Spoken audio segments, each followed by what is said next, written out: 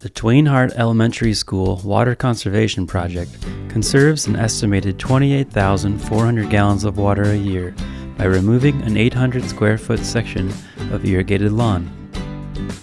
Maintenance staff and a construction crew volunteered to do the excavation and installation of this project. A rain garden and local boulders that were donated create the foundation for a garden that will be planted with climate-appropriate plants.